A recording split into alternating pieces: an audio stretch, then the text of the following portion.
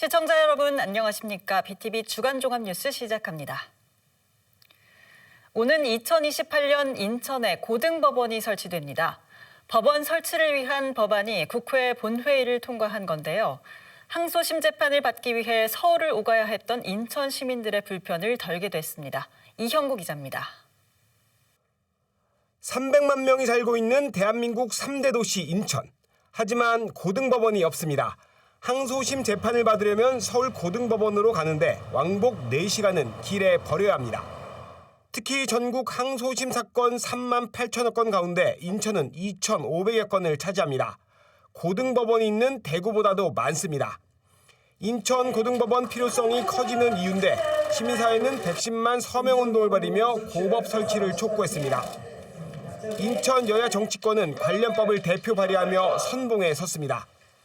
우리 인천 300만, 또 김포, 부천 해서 430만의 시민들이 신속한 재판을 받을 수 있게끔 하는 법안입니다. 그래서 인천 고등법원을 하루속히 만들어서 우리 인천 시민들에게 고른 법률적인 서비스를 제공한다.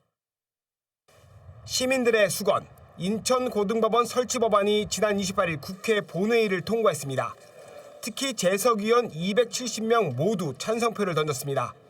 여야 정치권의 합작품이 만장일치로 완성된 겁니다. 이제 인천고법은 2028년 3월 1일 개원할 예정입니다. 시민들의 사법 서비스가 대폭 개선될 걸로 기대됩니다. 힘을 모아서 이루어진 쾌거라고 생각합니다. 앞으로 인천 시민들은 인천고법 설치로 인해서 보다 더 나은 법률 서비스를 받게 되고 또 이로 인해서 지역경제 활성화 등 더 큰 경제적 효과도 있을 거로 생각돼서 매우 기쁜 마음입니다. 국회 문턱을 넘은 인천 고등법원 설치. 인천시는 이제 계획대로 2028년 개원하도록 관계기관과 협력을 강화한다는 계획입니다. BTV 뉴스 이영구입니다. 지난 2017년부터 시작된 인천공항 4단계 조성 공사가 마무리됐습니다. 수용 가능한 여객 규모가 1억 600만 명으로 늘면서 홍콩과 두바이 공항에 이어 전 세계 세 번째로 큰 규모를 자랑하는데요. 이번에 준공된 4단계 확장 구간은 마지막 시운전을 거쳐 12월 3일부터 정식 운영을 시작했습니다. 보도에 김지영 기자입니다. 요령을 설명드리도록 하겠습니다. 인천공항 제2의 개항, 대한민국 개성하라! 사업비 4조 8천억 원이 투입된 인천공항 4단계 사업이 마무리됐습니다. 사업의 핵심은 기존 제2여객터미널의 양쪽 날개 부분을 확장하고 제4활주로를 신설하는 것. 이제 인천공항은 여객 5천만 명 이상을 수용할 수 있는 터미널 2개를 보유하게 됐습니다. 전체 여객 용량은 기존보다 2,900만 명 많은 1억 600만 명으로 홍콩과 두바이에 이어 세계에서 세 번째로 큰 규모입니다. 여객 1억 명 시대를 연 인천공항. 4단계 사업 준공식에 참석한 이학재 인천공항공사 사장은 공항 서비스의 디지털 대전환을 선언했습니다. 인공지능과 생체인식을 결합한 스마트 패스를 포함해 보안 검색부터 탑승 수속까지 스마트 디지털 서비스를 강화한다는 구상입니다. 첫 번째로 인천공항의 디지털 대전환을 실시하겠습니다. 인천공항에 근무하는 모든 분들의 업무나 공항 운영 그리고 여객들의 서비스에 있어서 인천공항의 디지털을 적극적으로 도입하겠습니다. 공항 전체 화물 처리 능력도 기존 500만 톤에서 630만 톤으로 증가했습니다. 인천공항은 향후 MRO 항공정비산업과 연계한 공항 생태계 구축과 동시에 국내 물류 허브 공항으로 도약해 나갈 계획입니다. 인천공항이 앞으로 우리 국가 경제 발전, 우리 국민들의 생활 발전 또 이 삶의 질 향상을 위해서 더 큰 역할을 할 수 있어야 되겠다라고 생각을 합니다. 그러기 위해서는 공항도 더 발전하고 인근 지역도 더 발전해야 되겠죠. 유정복 시장도 공항 경제권 구축을 위한 협력을 약속했습니다. 특히 오는 2026년부턴 영종도가 독자적인 자치구로서 출발을 앞둔 만큼 공항과 함께 지역이 발전해야 한다고 강조했습니다. 독립된 영종구가 돼서 이제 독자적인 발전을 만들어갈 기틀을 갖게 됩니다. 그리고 그 틀 안에서 이제 공항을 중심으로 한 공항 경제권, 즉 경제와 문화와 관광이 어우러진 새로운 시대를 열어가게 될 것입니다. 이번에 준공된 4단계 확장 구간은 마지막 시운전을 거쳐 오는 12월 3일부터 정식 운영을 시작합니다. 인천공항공사는 4단계 준공과 동시에 제3터미널과 제5활주로가 포함된 5단계 사업을 위한 사전 준비에 착수할 예정입니다. BTV 뉴스 김지영입니다. 북한의 도발이 이어질 때마다 접경 지역인 서해 5도 주민들의 불안감은 큰데요. 특히 유일한 교통수단인 대형 여객선 운항마저 중단되면서 섬 주민들의 불편은 이만저만이 아닌데요. 서해 5도 주민들은 용산과 옹진군청에서 잇따라 집회를 열고 생존권과 이동권 보장을 촉구하고 나섰습니다. 이정윤 기자의 보도입니다.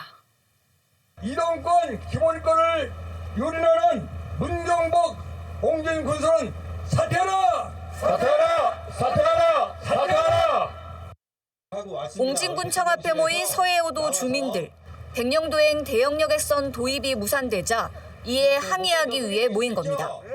섬 주민들에겐 유일한 교통수단인 대형 여객선. 하지만 지난 2022년 11월부터 운행이 중단됐습니다. 최근까지 대형 여객선 도입이 추진됐지만 결국 무산된 상황. 섬 주민들은 일상생활조차 어려운 데다 수산물을 제때 이송하지 못하는 등 경제적인 피해도 막대합니다. 급한 환자가 발생하거나 애로 장례식이라든가 이런 사고 문제가 발생 시에 유가족이 없음으로써 장례식도 못 치르고 또 응급 환자가 육지로 후송 조치가 안 되는 경우도 많이 발생하고 있습니다. 서해 5도 주민들은 생존권 보장도 촉구했습니다. 국가 안보를 위한 희생은 70년이면 충분하다며 서해 5도를 안보특구로 지정해야 한다고 주장했습니다. 이들은 용산에서도 집회를 열고 생존권 보장을 촉구하는 청원서를 대통령실에 접수했습니다. BTV 뉴스 이정유입니다. 인천 신항 배후부지 추가 조성이 민간 개발로 추진됩니다. 추가 배후단지 개발 사업자로 GS건설 등이 참여하는 인천 신항 스마트 물류단지가 선정됐는데요. 해수부는 공공성 확보를 위한 대안도 제시했는데 시민사회에선 항만법 개정이 시급하다는 지적이 나옵니다. 김지영 기자입니다. 연수구 송도에 위치한 인천 신항. 해수부는 지난 2015년부터 신항 일대 배후단지 개발 사업을 진행 중입니다. 이곳에 민간 개발 사업이 추가됩니다. 해수부와 GS건설 등 7개사로 구성된 인천 신항 스마트 물류단지는 항만 배후단지 개발을 위한 실시 협약을 체결했습니다. 사업 대상 부지는 신항 배후단지 1-1단계 3구역과 1-2단계로 부지 규모는 94.1만 제곱미터입니다. 오는 29년 준공을 목표로 사업비 2,119억 원이 투입될 전망입니다. 복합 물류시설과 업무 편의시설 등이 조성될 예정입니다. 해수부는 항만 물동량 증대와 신규 일자리 창출 등의 효과를 기대하는 상황. 하지만 우려의 목소리도 큽니다. 민간 개발 방식으로 진행될 경우 자칫 항만 사유화를 야기할 수 있다는 지적이 끊임없이 나오고 있습니다. 항만이라는 이런 공공성을 이제 추구하지 못하게 된다 하는 게 가장 문제입니다. 때문에 해수부는 이번 협약에 공공성 강화를 위한 제도 개선도 담았습니다. 토지 분양 가격을 토지가액의 115% 이내로 제한하고 취득한 토지의 40%는 사업 시행자가 직접 사용하도록 했습니다. 또 사업 시행자가 취득하고 남은 잔여 토지의 40%는 사전에 공공용지로 우선 확보하는 방안도 제시했습니다. 하지만 시민사회는 민영화 우려를 불식시키기엔 한계가 있다고 지적합니다. 공공성 확보를 위해 법 개정이 필요하다고 강조합니다. 감사원 감사에서 지적된 것처럼 민간 개발에 폐해가 있는 만큼 해수부가 제도 개선을 했다고 하지만은 그 제도 개선책은 강제성이 없기 때문에 항만법을 개정해야 근본적인 해결책을 마련할 수 있다고 봅니다. 앞서 시민사회가 요구한 항만법 개정안은 지난 21대 국회에서 발의됐지만 국회 종료와 함께 자동 폐기된 바 있습니다. 22대 국회에서도 허정식 국회의원이 관련 법안을 발의했는데 국회 문턱을 넘을 수 있을지 주목됩니다. BTV 뉴스 김지영입니다. 본격적인 겨울이 찾아오면서 온정의 손길이 필요한 곳도 많은데요.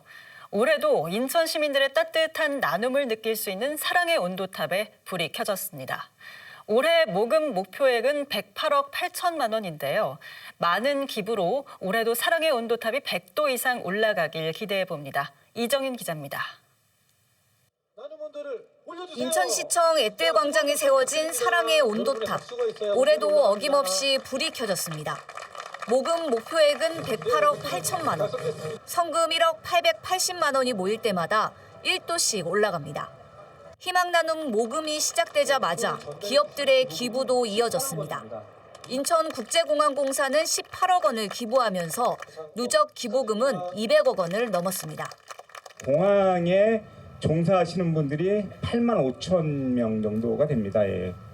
이제 그런 분들이 인천공항을 잘 운영을 해갖고 결국은 거기서 나오는 그 수익금의 일부를 드리는 거기 때문에 해마다 어려운 시기에도 불구하고 인천 시민들의 뜨거운 사랑으로 100도 이상을 달성한 사랑의 온도탑. 지난 2021년에는 129도, 2022년에는 121도를 달성했고 지난해에도 100도를 넘었습니다. 이 사랑의 온도탑 100도씨 이상을 우리 인천이 비교적 다른 시도보다 일찍 달성을 해왔습니다. 이 나눔이라고 하는 것은 기쁨은 나누면 2배로 커지고 슬픔은 나누면 반으로 준다고 하는데 이 사랑을 나누는 것은 그 2배가 아니라 10배, 20배가 될 수 있다고 생각합니다. 희망 나눔 캠페인은 다음 달 31일까지 진행됩니다. 인천 공동모금회는 학교 모금과 방송 모금 캠페인을 벌이고 행정복지센터에도 성금 접수처를 설치해 운영합니다. 어려운 이웃을 위해서 따뜻한 손길을 펼쳐주는 곳이 인천시가 추구하는 시민이 행복한 인천이다. 시민들은 ARS 전화, 키오스크, QR코드 등 다양한 방식으로 기부에 동참할 수 있습니다. 어려운 이웃을 돕기 위한 따뜻한 손길들이 모여 올해도 이 사랑의 온도탑이 100도를 훌쩍 넘기기를 기대해 봅니다. BTV 뉴스 이정유입니다. 인천 시민들이면 누구나 자동으로 가입되는 보험이 있죠. 인천시가 전 시민을 가입시켜주는 시민안전보험인데 자연재해와 대중교통사고 등을 당하면 보험금을 받을 수 있습니다. 남동구와 중구 등은 자전거 보험도 가입시켜주는데요. 특히 서구는 보험 대상의 개인형 이동장치, 이른바 킥보드까지 확대하는 방안을 추진하고 있습니다. 내년도 사업비에 관련 예산 8천만 원을 편성했는데 구의회를 통과하면 서구민 모두 내년부터 지원을 받을 수 있습니다. 구혜희 기자입니다. 지난 9월 3일 밤 11시 52분 연수구 송도국제도시에서 전동 킥보드를 타던 2명이 SUV와 충돌하는 사고가 발생했습니다. 이 사고로 킥보드 운전자와 탑승자 모두 다쳐 병원에서 치료를 받았습니다. 전동 킥보드가 빠르게 확산되면서 크고 작은 사고가 발생하고 있습니다. 한국도로교통공단 교통사고 분석 시스템에 공개된 개인형 이동장치, 즉 전동 킥보드 사고 현황입니다. 지난 2020년 897건이던 사고 건수가 지난해는 2,389건으로 2.6배나 급증했습니다. 특히 2017년 2명이던 사망자는 2022년에 26명으로 13배로 늘었습니다. 인천만 놓고 보면 4년 동안 232건의 사고가 발생했습니다. 이 중 킥보드와 사람이 충돌한 사고가 130건으로 절반을 넘습니다. 4년 전에 전동 킥보드 안전과 관련한 법이 마련되긴 했습니다. 만 16세 미만은 사용을 제한하는 도로교통법이 개정돼 2021년 5월부터 시행됐습니다. 하지만 지난해 발생한 2,389건의 사고 중 45%는 20세 이하 청소년이 운전하다 발생했습니다. 제도적 허점이 있다는 지적이 현장에서 나옵니다. 나이가 안 되신다고 킥보드는 아예 못하게 금지되어 있는 건 아니고 원동력 면허랑 있으셔야지 이용 가능하시다고 팝업상으로 안내를 먼저 드리고 있고요. 그럼 따로 앱에서 체크할 수 있는 건 없는 거죠?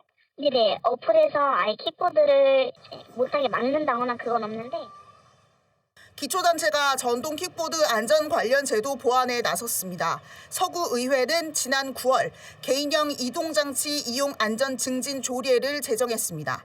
서구에서 전동 킥보드를 타다 사고를 당하면 구에서 보험 처리를 받을 수 있도록 한 겁니다. 서구 교통정책과는 내년도 예산에 보험료 항목으로 8천만 원을 반영했습니다. 저희가 지금 안전한 PM 이용을 위한 이용자의 인식 개선을 위한 캠페인, 대여 사업자들에 대한 의무 사항이 이제 추가된 거죠. 그래서 좀 책임감을 갖고 이제 사업을 이제 해야 되는 어떤 그런 조례의 근거가 되는 거고요. 해당 예산안은 상임위와 예결위를 통과하면 오는 13일 본회의에 상정될 예정입니다. BTV 뉴스 구혜입니다.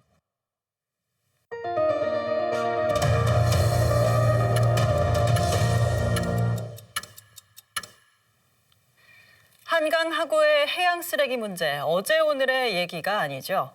어민들은 생계까지 위협받고 있지만 아직 뾰족한 해법은 없습니다. 해법을 찾는 토론회가 열렸는데 한강 하구의 통합 관리를 위한 제도 마련이 필요하다는 지적이 나왔습니다. 구혜희 기자가 보도합니다. 새우잡이 그물을 끌어올려 보지만 새우 대신 쓰레기가 한가득 끌려 나옵니다. 각종 비닐 조각부터 플라스틱 조각들까지 고기 반 쓰레기 반입니다. 한강 상류에서 내려오는 쓰레기가 강화와 김포, 파주 등 한강 하구를 뒤덮은 상황. 이 지역 시민단체가 대안을 모색하는 토론회를 열었습니다. 먼저 법 개정 필요성을 제기합니다. 1999년 한강수계법이 시행되고 인천은 25년간 물 이용 부담금을 내고 있지만 지원받은 금액은 1%에 불과하다고 지적합니다. 대안으로 한강하구 특별법을 제정해 한강하구의 통합관리가 필요하다고 제안합니다. 통합관리 계획에 의한 관리, 기초조사부터 기본계획, 시행계획, 이행평가, 종합관리 시스템까지 이거를 해수부 환경부를 다 총괄할 수 있는 총실 소속의 한강하구관리위원회를 설치해서 특별법 형식으로 가자고 제안하고 있는 거고요. 한강하구는 수질 생태계 보전을 위해 습지 보호구역으로 지정돼 있습니다. 특히 장항습지는 지난 5월 람사르 습지로 지정됐습니다. 그린피스가 최근 2024 한강하구 플라스틱 실태를 조사해 발표했는데 쓰레기의 98.5%가 플라스틱이었습니다. 가장 큰 피해를 호소하는 어민, 그리고 시민사회와 지자체 등 관계기관이 힘을 모아 해법을 모색해야 한다는 지적입니다. 해양 쓰레기나 또는 미세 플라스틱 관련한 내용들, 그걸로 인해서 수자원이 줄어들게 되고 이런 문제들이 사실 있습니다. 어떤 시민사회단체의 역할들과 국가 역할이나 행정의 역할도 또한 중요하지만 지역 주민의 역할들이 저는 더 지역 주민의 네트워크나 이런 것들이 더 중요하다라고 보고 있습니다. 이번 토론회는 인천 지속가능발전협의회와 인천 하천살리기 추진단의 공동 주최로 강화군청에서 열렸습니다. BTV 뉴스 구혜입니다. 서구시설관리공단을 대상으로 한 서구의회 행정사무감사에서 욕설 논란이 도마 위에 올랐습니다. 상급자에게 폭언을 한 이른바 을지를 했다는 지적이 나왔는데요. 공직기강과 리더십 문제까지 번지며 이사장 사퇴론까지 제기됐습니다. 보도에 구혜희 기자입니다. 서구시설관리공단 행정사무감사. 지난 10월 말 열린 토론회에서 상급자에 대한 폭언, 이른바 하극상이 있었다는 주장이 제기됐습니다. 이사장님을 포함해서 총 16명의 공단 임직원이 함께한 그 토론회 자리에서 그 XX라고 욕설을 내뱉으시면서 너 많이 컸다. 내가 서군일 때 눈도 못 마주치더니 라는 식으로 이렇게 좀 깔보듯이 폭언을 했다고 합니다. 근데 이제 직급상 하급자인 감사실장님이 상급자인 경영본부장님에게 소위 말하는 갑질이 아니라 일명 을지를 하신 거예요. 군대로 따지면 상관무역에 해당하는 하극상을 벌인 겁니다. 이것이 하극상 또 전직 구의원으로서 압력을 가하듯이 내려가는 얘기가 아니고요. 화살은 이사장에게 향했습니다. 공직 기강이 무너진 건 물론 리더십과 소통에도 문제가 있다는 지적입니다. 이사장 사퇴까지 거론됐고 이 모든 잘못은 시설공단 이사장이 책임을 지고 받아들여야 되지 않겠나. 만약에 제가 이렇게 말씀드리면 좀 형편에 맞지 않는다 이렇게 생각할 수도 있는데 그 차후에 이 일을 정리하고 나서 차후에 만약에 이런 문제가 또 생겼다. 그럴 경우에는 이사장님 사퇴할 용의 있으세요? 우영환 이사장은 개인의 일탈이라며 책임론에 선을 그었습니다. 저희 조직의 560명 직원 중에 개인의 돌발적인 개인의 일탈을 가지고 저보고 책임지라고 하는 것은 조금 과하지 않나 저는 그렇게 저는 이사장님. 하지만 최규술 감사실장은 욕설과 막말은 없었다며 관련 의혹을 부인했습니다. 공단이 더 발전될 수 있는 상황을 얘기를 하다 보니까 제가 흥분을 해갖고 목소리를 높였던 것뿐이지 거기에서 뭐 제가 하극상 을질, 갑질 이런 그런 수준이 아니었습니다. 욕설 여부가 첨예하게 대립하자 결국 녹취록을 공개하자는 말까지 나왔습니다. 한 분은 목소리만 높였다. 한 분은 욕설을 했다. 자, 이사장님, 녹취 확인하셨습니까? 녹취 중에 욕설이 있습니까? 없습니까? 예, 있습니다. 최규술 감사실장은 논란이 커지자 욕설을 한 기억이 나지 않는다면서도 공식 사과했습니다. 본인의 부적절한 행동과 음성에서 오버했는 데 대해서 또 그게 욕설이 있었다고 그러니까 제가 그 부분까지 여기 있는 이재용 본부장님을 비롯한 여러 의원님들에게 진심 어린 사과를 올리겠습니다. 한편 서구청 감사실은 행감에서 제기된 욕설 논란 등에 대해 사실관계를 조사하고 있습니다. BTV 뉴스 구혜입니다. 그동안 인천에는 소아중증 환자를 위한 진료센터가 없어 서울이나 경기도까지 가야 했는데요. 하지만 이제는 이런 불편이 크게 해소될 전망입니다. 인천에 처음으로 소아중환자실이 문을 연 건데요. 중증 소아 환자들에게 전문적인 의료 서비스가 제공될 것으로 기대됩니다. 이정윤 기자입니다. 인하대병원에 문을 연 소아중환자실입니다. 소아중증 환자를 전문적으로 진료하는 곳으로 인천과 경기 서북부권에선 처음 개설됐습니다. 5병상 규모의 소아중환자실과 소아수술실을 갖췄고 최첨단 의료 장비도 설치됐습니다. 소아청소년과 전문 의료진은 모두 33명. 현재 병원은 소아전문 응급의료센터와 어린이 공공전문진료센터도 함께 운영 중으로 소아 응급 환자부터 중환자까지 치료할 수 있게 됐습니다. 그동안 소아 중환자실이 없어 진료를 받으려면 먼 거리까지 가야 했던 상황. 앞으로 소아 환자는 물론 부모들의 불편이 크게 줄어들 전망입니다. 아이들도 그렇고 부모님들도 그렇고 이렇게 의료 환경이 좋으면은 심적으로부터 상당히 치유가 되지 않을까 생각이 됩니다. 소아 중환자실이 문을 열면서 중증 환자들에게 신속하고 전문적인 치료 서비스가 제공될 것으로 기대됩니다. BTV 뉴스 이정민입니다. 이번 주 준비한 소식은 여기까지입니다. 이상으로 BTV 주간 종합 뉴스를 마칩니다. 시청해주신 여러분 고맙습니다.